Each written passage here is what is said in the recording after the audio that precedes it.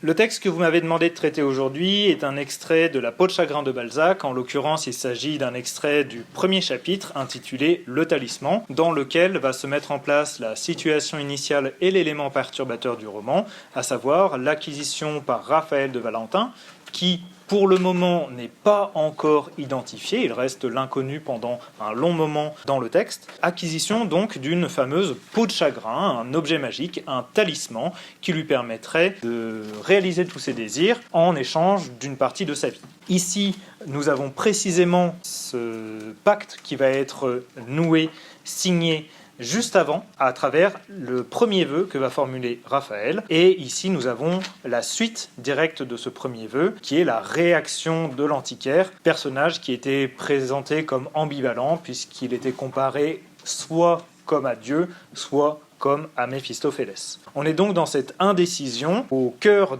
du magasin d'antiquités, et l'extrait prend place à ce moment-là. Je passe à la lecture du texte. Un éclat de rire partit de la bouche du petit vieillard, retentit dans les oreilles du jeune fou, comme un bruissement de l'enfer, et l'interdit si despotiquement qu'il se tut.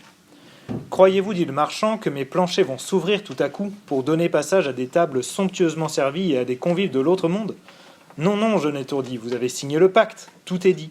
Maintenant vos volontés seront scrupuleusement satisfaites, mais aux dépens de votre vie. » Ainsi va se dessiner, via le discours de l'antiquaire notamment, un lien de parenté entre la dimension de la peau de chagrin elle-même et le nombre de jours qu'il resterait à vivre à celui qui vient de pactiser, signer ce pacte avec la peau de chagrin.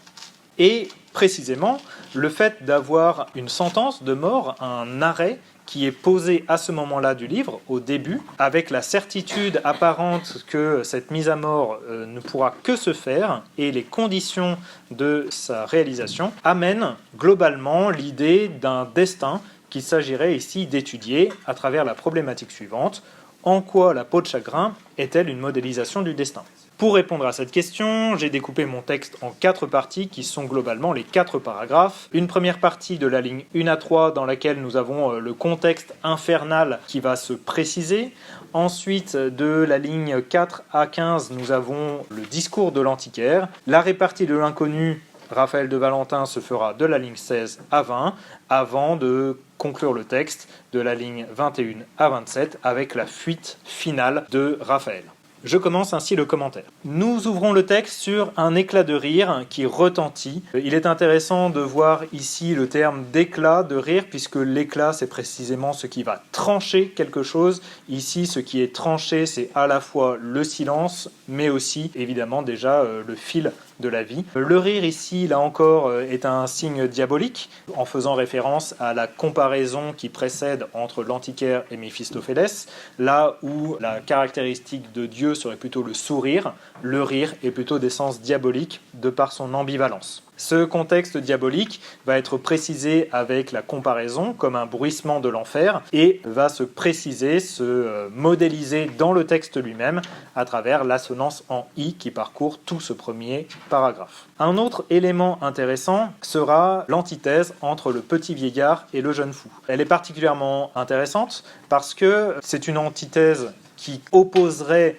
le vieillard et le jeune, mais en même temps qui n'oppose pas spécifiquement sur le plan de la sémantique, du sens, petit et fou. En fait, quand on y regarde de plus près, l'expression jeune fou pose un problème au niveau grammatical, puisqu'on ne sait pas quel est le terme qui est le nom et quel est le terme qui est l'adjectif, jeune pouvant être les deux, fou pouvant être les deux. En réalité, cette indécision générale autour de l'expression le jeune fou, qui fonctionne comme une périphrase désignant Raphaël, répète finalement le flou qu'il y a autour de cette figure, tout en accentuant finalement son opposition avec le vieillard. Dans ce système d'opposition, du coup, où on opposerait vieillard et jeune, se dessinerait alors un chiasme qui est une des figures diaboliques par excellence, puisqu'elle est une figure du renversement grammatical. Ainsi donc, dans ces quelques lignes, va se dessiner précisément tout un contexte infernal qui va montrer la présence invisible, mais pourtant effective, d'une puissance, d'une entité supérieure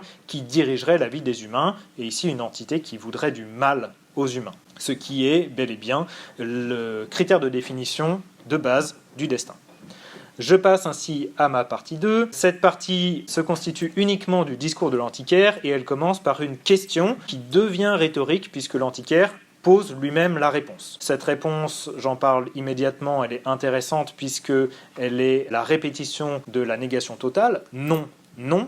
Cette négation étant un des critères de définition du diabolique depuis le Méphistophélès de Faust qui se définit lui-même comme l'esprit qui toujours nie. Lorsque l'on revient à la question en elle-même, il est intéressant de voir que l'antiquaire est défini comme un marchand dans la narration, en incise, et ce marchand, eh bien, précisément, c'est celui qui va faire la vente du pacte qui précédait. Cette question, elle va procéder par un raisonnement par l'absurde. Il va poser le principe de croyance que les planchers vont s'ouvrir pour faire passer des tables et des convives, tout cela venant de l'autre monde, là encore, une référence possible à l'enfer. C'est intéressant de voir que ici il va s'appuyer sur le vœu de Raphaël qui désirait une orgie pour poser un raisonnement par l'absurde, mais ce raisonnement par l'absurde est lui-même paradoxal puisque il prend le parti de poser comme possible le surnaturel. Or, c'est précisément ce qui va advenir à travers la signature du pacte qui arrive ici. Vous avez signé le pacte, tout est dit. Ce pacte fait référence évidemment à un motif très commun dans les littératures, le pacte diabolique, auquel il obéit en donnant des clauses temporelles, en l'occurrence la vie qui se raccourcit, et aussi des modalités, elle se raccourcit en fonction des vœux. C'est précisément ce qui est exposé dans la phrase suivante, « Maintenant vos volontés seront scrupuleusement satisfaites, mais au dépens de votre vie ». Il est intéressant de voir aussi, à travers cette petite phrase, que est résumée ici toute la théorie balzacienne de l'énergie, puisque nous retrouvons l'idée d'une vie qui serait vécue extrêmement intensément, c'est-à-dire de manière courte, mais bien remplie. Cette référence à la théorie balzacienne va être accentuée par l'usage du mot « volonté », qui est intéressant ici, puisque ce n'est pas la volonté, mais c'est les volontés. Et ici, on aurait comme une espèce de corruption d'un principe positif dans la théorie de l'énergie en un principe négatif dans le cadre du pacte. Dernier élément intéressant sur ces deux phrases, eh bien, c'est la construction grammaticale des verbes organisés autour du mot « maintenant ». Maintenant qui montre un état présent est précédé par un passé composé, vous avez signé le pacte, et suivi par un futur. Vos volontés seront scrupuleusement satisfaites. C'est intéressant parce que justement va être modélisé ici le passage du temps, précisément. Nous sommes à un moment charnière, et là encore c'est intéressant puisque à mesure que le futur s'accomplira, eh bien, nous nous approcherons de la fin de la vie de Raphaël, mais aussi de la fin du roman, et du coup on peut déjà voir ici comme une sileps, un petit peu sur la peau de chagrin, à la fois objet magique, mais aussi œuvre de Balzac. L'antiquaire continue sa péroraison, le cercle de vos jours figuré par cette peau. Ici on a une analogie qui est explicite, se resserrera suivant la force et le nombre de vos souhaits, depuis le plus léger jusqu'au plus exorbitant. Ici on a la reprise en parallélisme de la structure de superlatif relatif, le plus léger, le plus exorbitant, qui va insister sur les deux extrêmes pour montrer que chacun des vœux, quel qu'il soit, aura une incidence. De la même manière, le mot « souhait » va convoquer tout un contexte oriental que va confirmer la notion de brahmine. On se retrouve un petit peu ici dans le cas d'Aladin qui a 3 souhaits avec sa lampe magique. Contexte oriental qui est souhaité justement par Balzac dans ses écrits théoriques. Le cercle de vos jours est intéressant à noter aussi puisque le cercle est précisément quelque chose qui revient de la même manière que nous commençons le texte, le roman, par le suicide, et nous le terminerons par le suicide, et c'est une forme géométrique qui va servir précisément à modéliser le destin. Le mot talisman continue le sous-texte oriental avec Brahmine. On est vraiment dans un contexte de conte avec une situation spatio-temporelle assez floue, située dans un ailleurs, oriental dans notre cas, et un jadis pas vraiment explicité. Ici, il s'agit bel et bien d'une condition, comme le montre le conditionnel, s'opérerait, puisque nous sommes dans le cadre d'un récit non pas merveilleux, mais fantastique. Il y a une indécision un doute sur le mode de fonctionnement de ce talisman, et cette indécision, précisément, est la même que celle du destin. Nous ne pouvons pas savoir si nos décisions sont déjà écrites ou non. On retrouve là encore un contexte divin, ou en tout cas spirituel, avec l'adjectif mystérieux, le mystère étant ce drap qui recouvre les divinités lorsque nous ne pouvons pas y accéder, et la notion de destin est convoquée directement à travers le mot au pluriel, les destinées, qui sont directement liées par la conjonction de coordination à valeur adjonctive au souhait. Il y a donc un lien direct entre ce que je souhaite et ce que je vais vivre, et donc le fait que j'en meure. Le nom possesseur, là encore, pourrait être intéressant, puisqu'on ne sait pas véritablement qui est le possédé dans l'affaire, au vu du contexte diabolique qui a été mis en place. L'apparition de la première personne, je, sujet, qui désigne l'antiquaire, va être notable ici, tout simplement parce qu'il pourrait réaliser le désir. Or, on vient de dire que c'est la peau magique qui pourrait le faire, et du coup, ça donnerait à l'antiquaire ce statut justement extra-humain et qui va redoubler tout le contexte diabolique déjà évoqué. La conjonction de coordination à valeur adversative, mais, va réinsister là encore sur l'hésitation fantastique.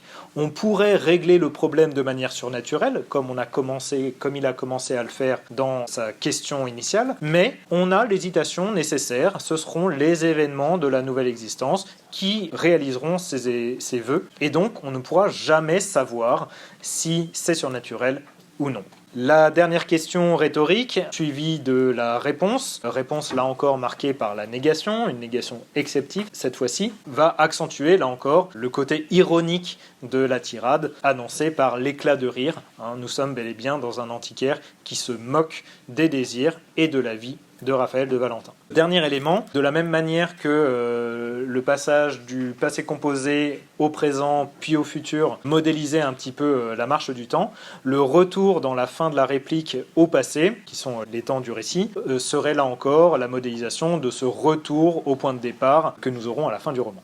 Je passe ainsi à ma troisième partie. L'inconnu surpris, il s'agit ici de Raphaël de Valentin, va interpréter la plaisanterie, on est toujours dans le contexte, dans le champ lexical du rire, convoqué dès la ligne 1, on a la plaisanterie, on a la raillerie, mais cette fois-ci, le rire est présenté explicitement de manière négative, puisque l'intention est demi-philanthropique, on est dans l'indécision, le vieillard est singulier, et la raillerie est un rire exclusivement négatif. Ici, la réplique va être intéressante dans le sens où on va mettre en place à la fois l'hésitation fantastique à travers la condition « si ma fortune ». Le mot « fortune » lui-même est intéressant puisqu'il rentre dans le champ lexical du destin que nous sommes en train d'étudier.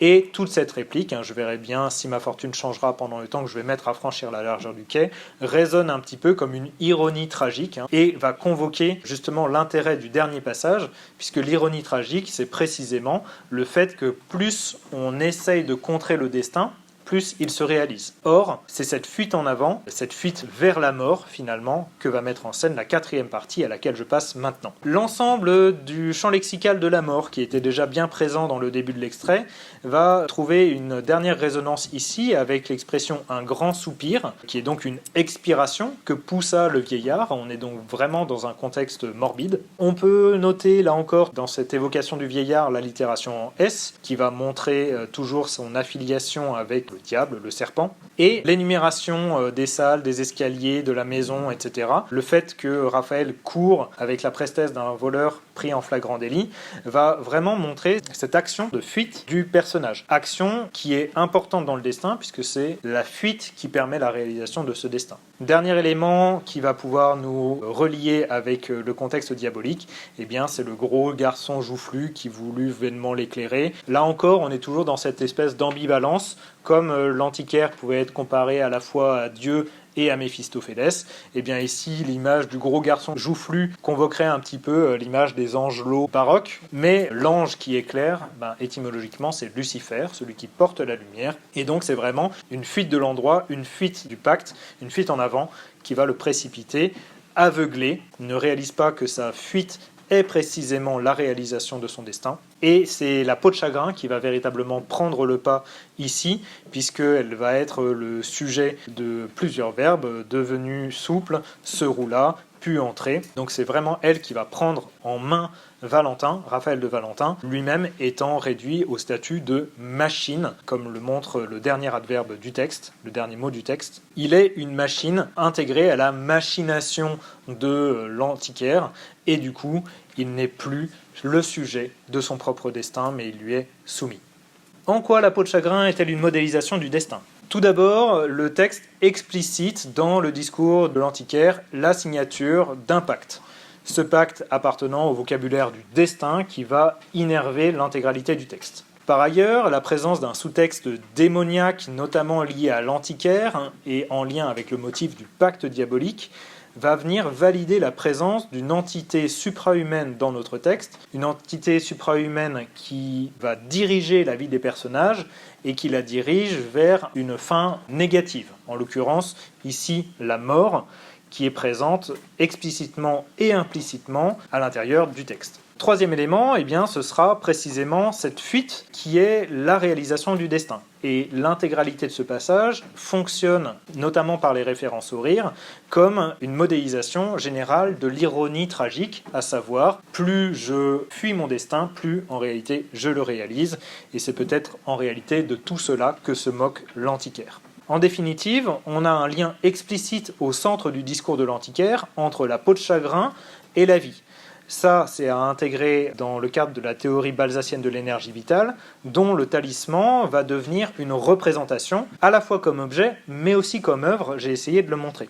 Finalement, le roman n'est que le récit d'un long suicide, ce qui sera confirmé ensuite par le système dissipationnel de Rastignac, et la fin du roman, qui va confirmer, là encore, l'hésitation déjà pressentie, l'hésitation fantastique, qui est propre à cette version balzacienne de la notion de destin. Je passe ainsi à la question de grammaire. Vous m'avez demandé de traiter de la subordination, lignes 21 à 23. Dans ces trois lignes, nous avons deux subordonnées relativement évidentes. Que poussa le vieillard et qui voulut vainement l'éclairer. Ces deux propositions sont toutes les deux introduites par un subordonnant qu'il s'agira d'identifier.